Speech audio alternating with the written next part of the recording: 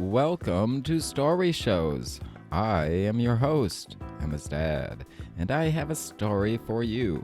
It is Chrysanthemum by Kevin Henkes.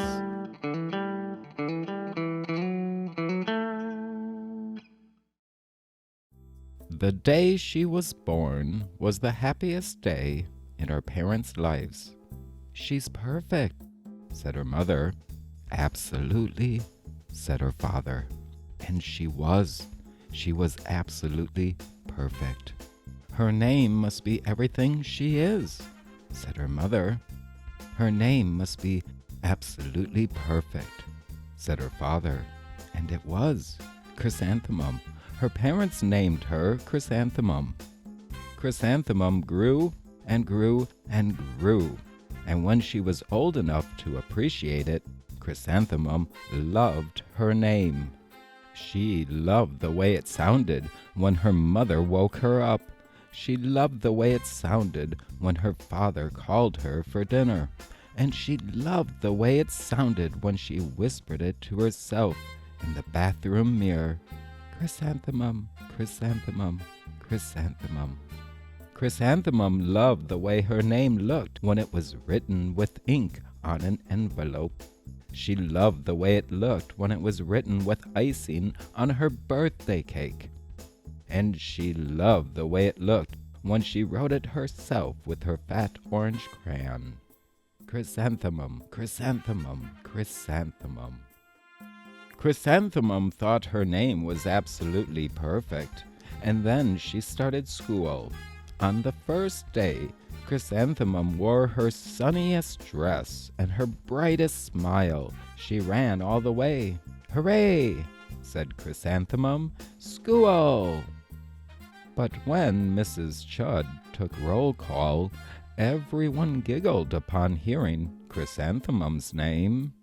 And the students are Mrs. Chud, Don, Eve, Louis, Al, Les, Kay, Max, Sue, Bill, Pat, Tom, Sam, Ken, Joe, Rita, Victoria, and Chrysanthemum. "It's so long," said Joe. "It scarcely fits on your name tag," said Rita, pointing. "I'm named after my grandmother," said Victoria. "You're named after a flower." Chrysanthemum wilted. She did not think her name was absolutely perfect. She thought it was absolutely dreadful. The rest of the day was not much better. During nap time, Victoria raised her hand and informed Mrs. Chud that Chrysanthemum's name was spelled with 13 letters. "That's exactly half as many letters as there are in the entire alphabet," Victoria explained. "Thank you for sharing that with us, Victoria," said Mrs. Chud. "Now put your head down." "If I had a name like yours, I'd change it," Victoria said, as the students lined up to go home. "I wish I could," thought Chrysanthemum miserably. "Welcome home," said her mother. "Welcome home," said her father. "School is no place for me," said Chrysanthemum. "My name is too long. It scarcely fits on my name tag, and I'm named after a flower." "Oh, pish," said her mother. "Your name is beautiful and precious and priceless and fascinating and winsome," said her father. "It's everything you are," said her mother. "Absolutely perfect," said her father. Chrysanthemum felt much better after her favorite dinner, macaroni and cheese with ketchup, and an evening filled with hugs and kisses and parcheesi. That night, Chrysanthemum dreamed that her name was Jane. It was an extremely pleasant dream. The next morning, Chrysanthemum wore her most comfortable jumper. She walked to school as slowly as she could. She dragged her feet in the dirt. "Chrysanthemum, chrysanthemum, chrysanthemum," she wrote. She even looks like a flower, said Victoria, as Chrysanthemum entered the playground. Let's pick her, said Rita, pointing. Let's smell her, said Joe. Chrysanthemum wilted. She did not think her name was absolutely perfect. She thought it was absolutely dreadful. The rest of the day was not much better. During nap time, Victoria raised her hand and said, A chrysanthemum is a flower. It lives in a garden with worms and other dirty things. Thank you for sharing that with us, Victoria, said Mrs. Chud. Now put your head down. I just cannot believe your name, Victoria said as the students lined up to go home. Neither can I, thought Chrysanthemum miserably. Welcome home, said her mother. Welcome home, said her father. School is no place for me, said Chrysanthemum. They said I even looked like a flower. They pretended to pick me and smell me. Oh, pish, said her mother. They're just jealous and envious and begrudging and discontented and jaundiced, said her father. Who wouldn't be jealous of a name like yours, said her mother. After all, it's absolutely perfect, said her father. Chrysanthemum felt a trifle better after her favorite dessert, chocolate cake with buttercream frosting, and another evening filled with hugs and kisses and parcheesi. That night, Chrysanthemum dreamed that she really was a chrysanthemum. She sprouted leaves and petals. Victoria picked her and plucked the leaves and petals one by one until there was nothing left but a scrawny stem. It was the worst nightmare of Chrysanthemum's life. Chrysanthemum wore her outfit with 7 pockets the next morning. She loaded the pockets with her most prized possessions and her good luck charms.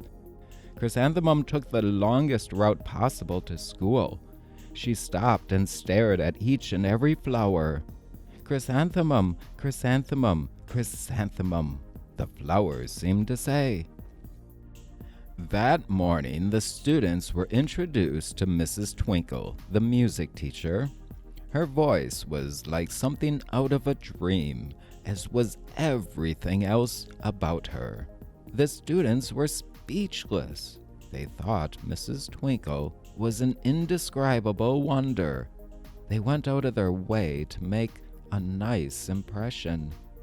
Mrs. Twinkle led the students in scales. Then she assigned roles for the class musical. Victoria was chosen as the dainty fairy queen. Rita was chosen as the spiffy butterfly princess.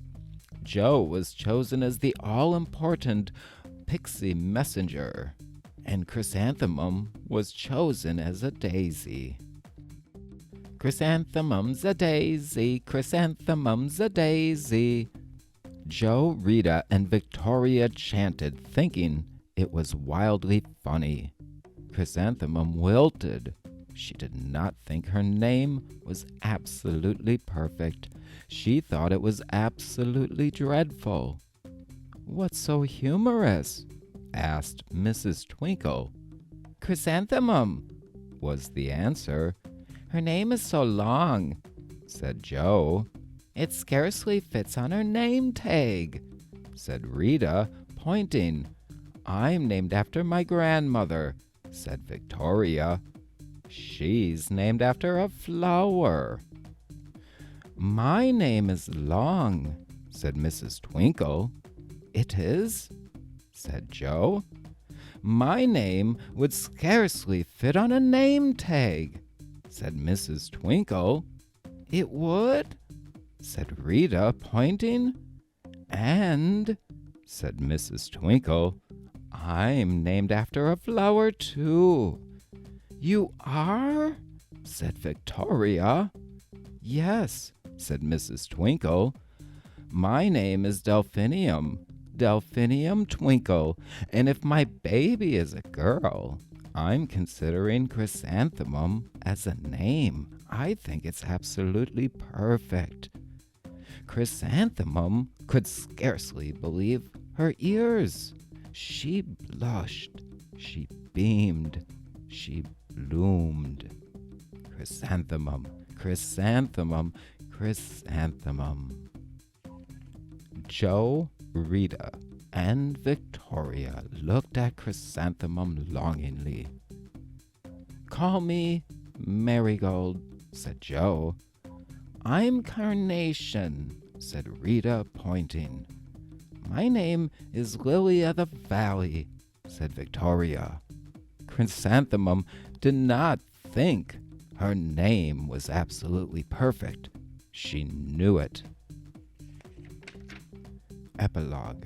Overall, the class musical was a huge success. Chrysanthemum was absolutely perfect as a daisy. Victoria made the only mistake. She completely forgot her lines as the dainty fairy queen. Chrysanthemum thought it was wildly funny, and she giggled throughout the entire dance of the flowers. Eventually, Mrs. Twinkle gave birth to a healthy baby girl, and of course, she named her Chrysanthemum. And that is the end of the story, Chrysanthemum, by Kevin Henkes. And that is a fun story. I enjoyed that. Hope you did too. Thank you for spending some of your time here at Stories with all of us. Right, Stuffies? We appreciate you. Peace be, harmony. We are out.